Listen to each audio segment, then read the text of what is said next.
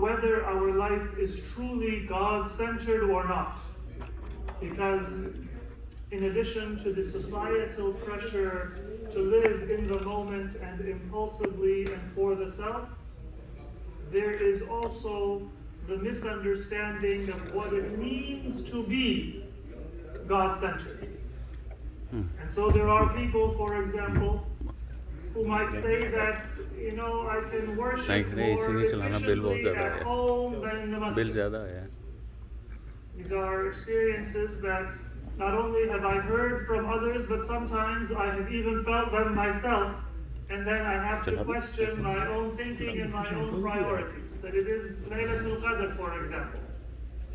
And if you go to the masjid, then there might be something wrong with the mic, and there might be one of the elders of the community who will say, can you help volunteer, and pull you aside so you're not able to participate. And maybe one reciter will go slower than you would have wanted, or isn't as fluent as you may like. And so at home you can do Dua al-Jawshan al-Kabir, and you can do Surah Yasin 3 times, and you can do Dua Abi Hamza al-Thumali, and maybe you can do Dua Makarim al-Akhlaq, and you can do your Nafilah. You have a whole program where you feel like, today I have really impressed Allah subhanahu wa ta'ala. He's going to be really impressed with this ibadah. And then you come to the center, and you're only going to get 1/3 of that. Or maybe a little bit less. If you live a God-centered life, then you will look and see, where is it that I can be most beneficial? Where is it that I am coming together and there are more people benefiting from that worship? There is a time where worshiping at home and in solitude is important. But there is also a time when coming together as a community is important. And what we need in our community, because you are a minority within a minority within a minority. So as believers in God, whose belief is not just, I believe there is a God, but you actually believe that Allah is the creator and the sustainer, and you are a minority. Then as a Muslim, you are a minority within those who believe in God. And then as a follower and a lover of Ahl-e-Bait, you are a minority within a minority within a minority. And when you have those multiple circles of being on the margin, the only way that you and I can preserve our religiosity and our identity and our vitality and our strength is if all of us are fully invested in our community and our community institutions and strengthening them and building them. None of us should be a consumer. I don't care whether you have studied Islam and you have a turban, or whether you have another career, or you are a student, or wherever you may be, or however much Arabic you may know, or however much your recitation of Quran is fluent or not fluent. If you are a follower of Ahl-e-Bait and you want us to be able to not just survive but to thrive, and not just to thrive as an insular community, but also convey the teachings of Ahl-e-Bait and influence society around us, then every one of us must be fully invested in our community and its institutions and not be a consumer. So I shouldn't come to the center and say, well, what's in it for me? Or it's not up to my standard and therefore I'll do things on my own. But I should see, how can I build? How can I invest?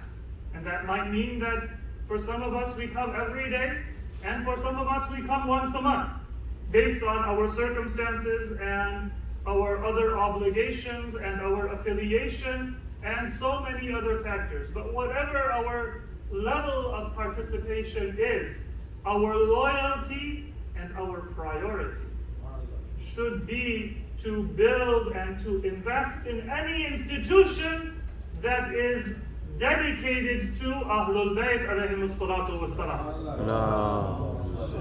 So, I just today had a tour of the school building, and mashallah, it is a very well-built institution, but it is beginning. So some people will say that, let me wait and see. What are the products and what is the result? And maybe after 4 or 5 years, if they do things right, then I will honor them by getting my prince or my princess involved in the school. But that is not the way that you should think. I'm not saying that your children, if they are of that age, must have admission in this particular school. Homeschooling is an option. There might be other Islamic schools. But when you make that decision, don't make it and say that I am going to wait and see how this school operates and then I will decide. Make that by saying that I need to build my community institutions. And therefore, I want to be the one that makes it a success by investing my time and my contribution and my own participation and the participation of my children. I'm not a consumer, but I am an investor. And I want to get in from the ground level and not wait and see whether it is successful, but I want to make it successful. And then you will find that even if you are a minority within a minority within a minority, your influence on society and your preservation of your values can be stronger than those people who are more numerous and better politically connected and maybe even wealthier than you are. Because your dedication and the intensity of your affiliation to Ahl-e-Bait is greater. Salawat ala Muhammad. So that is the purpose of our discussion of living a God-centered life. I'm not telling you what decision you need to make, but I am trying to impress upon all of us that the questions we ask should not be about what are our institutions giving to us, but what we can give to them. And every one of us should consider ourselves to be responsible to the building and the strengthening and the thriving of those institutions, not just a commentator or a critic or somebody on the sidelines. We should not be consumers. That is the perspective. And then you can take that and see how that fits in your life and in your circumstances. How you apply that may be different than how I apply it, because my responsibility and your responsibility and role within society may be different. But our goal is the same, our path is the same, our leaders and our role models are the same, and in spite of our different backgrounds and experiences and ways of thinking, those sources of unity will mean that our efforts align and come to the same destination. And inshallah will be blessed by Allah subhanahu wa ta'ala through the honor of Muhammad wa ali Muhammad alayhi wa salatu wa.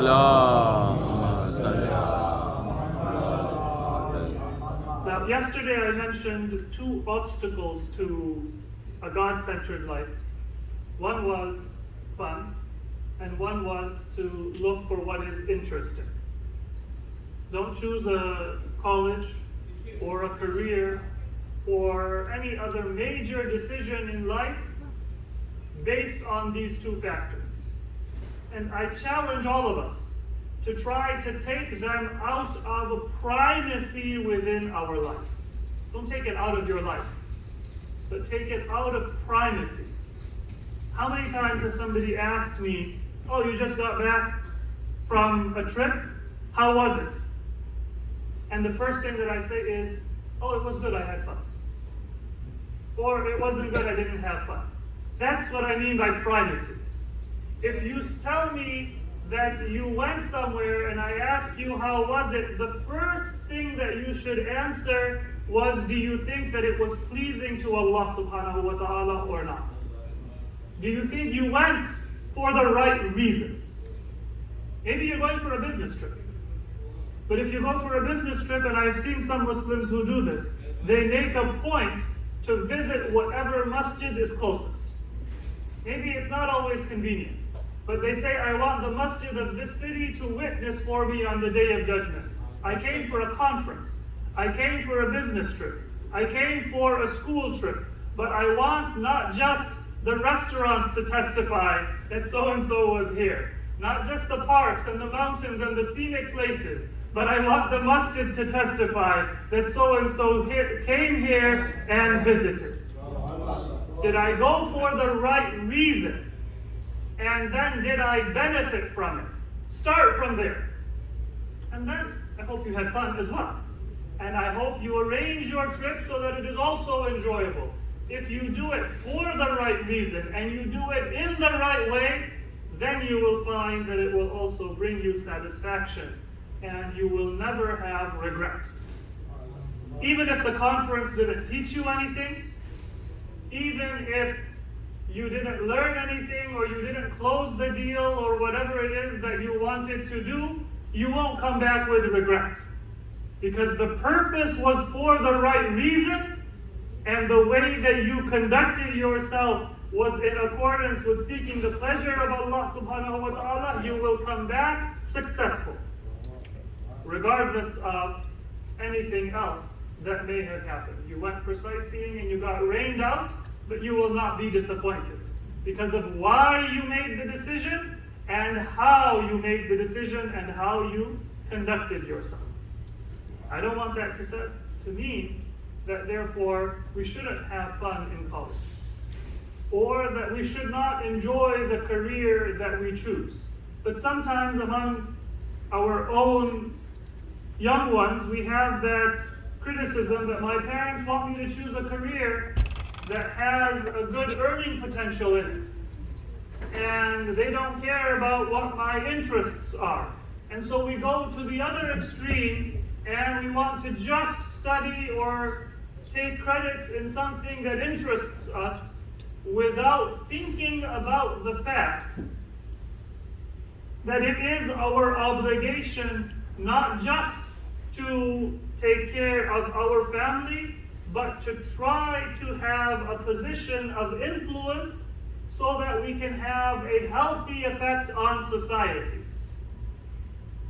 In Surah Al-Hajj, when Allah subhanahu wa ta'ala, this is one of the ayat that speak of the message and the mission of Imam Mahdi alayhi salatu wassalam. And may Allah hasten his reappearance. وَلَيَنْصُرَنَّ اللَّهُ مَنْ يَنْصُرُهُ. Allah will help those who help him.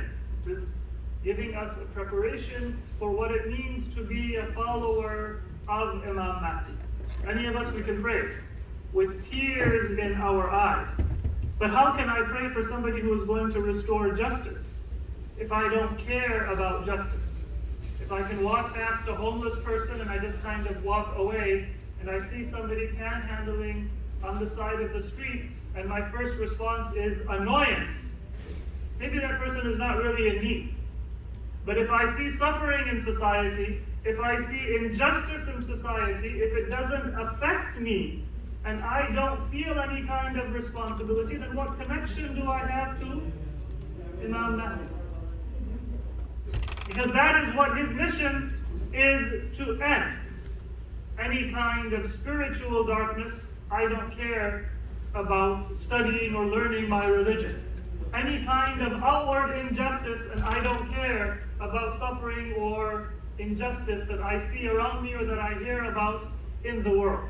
And so the Quran tells us, الَّذِينَ إِن مَّكَّنَّاهُمْ فِي الْأَرْضِ. Who are the ones that Allah subhanahu wa ta'ala will help? What will they do? إِن مَّكَّنَّاهُمْ فِي الْأَرْضِ. If we give them power and strength and influence within the land. That means that one of the things that we should seek and believers should want is to have wealth, is to have power and influence.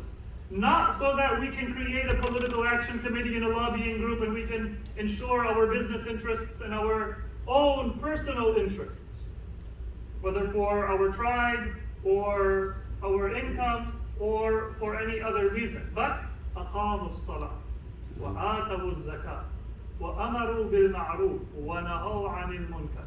Every other group that attains wealth, they then become a class that serves their class interests. And they see themselves as separate from those people who are still struggling or are at the bottom of society. They serve their interests, their family's interests, or the interests of their class. But those who are helpers of Allah,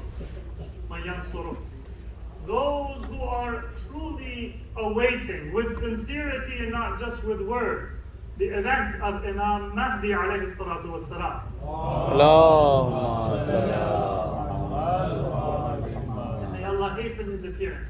They are those that when they get strength, and this tells us that it is a good thing to be wealthy. It is a good thing to be influential. It is a good thing to be in a position to help somebody else get a job or get an internship or get ahead in the world, rather than just to be an employee and not be in a position to do anything for another member of the community. All else being equal, these are good things, but then we use that influence. What? Aqamus Salah is not just that you pray, but that you facilitate the importance and centrality of prayer within society by building masajid, by sustaining masajid, by helping and encouraging other people also to orient their lives towards God. Not by compulsion, but by making those facilities available and accessible to society. وَآتَوُا الزَّكَاةَ. Then they use that influence and that wealth to help those who are needy, not to look down on those who are needy. That is the very definition of what it means to be religious. أَرَأَيْتَ الَّذِي يُكَذِّبُ بِالدِّينِ. Surah Al-Ma'un, Allah tells us that a person who rejects religion, the first attribute that you will see, فَذَلِكَ الَّذِي يَتَّبِعُ الْيَتِيمِ. They don't care about the orphans and the most underprivileged in society. And look around us in this country, and you will see that those who are quote-unquote members of the religious groups are often not the ones who are most concerned about the dignity and the rights of the most underprivileged members of society. They do have limited charity, but they don't always advocate for policies that will help those who are in need, whether domestically or abroad. That is not religion.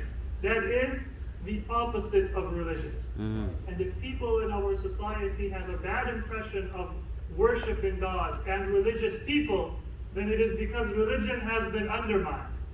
If you don't care about the underprivileged, then this is يُكَذِّبُ بِالدِّينِ. It is not deen.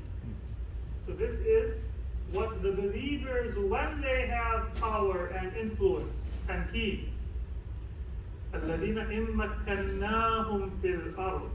This is what they will prioritize. So when your parents tell you choose a career that has a good income and choose a career that has a position of influence, so you are not subject to the whim of another person or an employer, then that is not to deny your interests or your enjoyment, but it is to tell you that there is a consideration that is more important. Now, among those careers that take the maximum utilization of your abilities and your talents, choose one that appeals to you and is interesting. So there is a place, but it is not the first and foremost thing that you are thinking about in every decision and in every stage in life. Many people, if you ask them, so you're looking for a spouse, what kind of person do you want? And the first thing will be, I want somebody who makes me laugh. Many people who make you laugh in your first meeting will make you cry for the rest of your life. You want somebody who is pleasant and who gives you good company. But if the first thing that you are looking for is somebody that is going to make you laugh, then it is more likely that you will cry more than you will laugh throughout your life. Look for somebody who has good values and whose values align with yours and are aligned with Ahl-e-Bait alayhimus salatu wassalam. And then after that, yes, look for somebody whose company is enjoyable and who does make you laugh, but who will also make you cry when you need to cry. In other words, as Imam Ali alayhi salatu wasalam said about Fatima bint Zahra,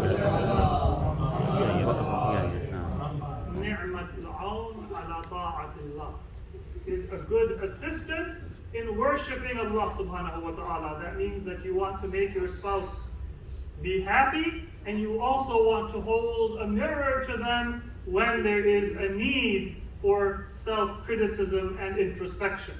And you will not sugarcoat what is real or what is important. Sometimes in our families, when a person fights with their parents, then the spouse is happy. All right, good. There's a little distance, that means that my in-laws are not going to be visiting. But the job of a good spouse is to help repair the relationship of their husband or their wife with their own parents. Only in movies. Because I don't have the baggage from that childhood. I am coming at it from a distance.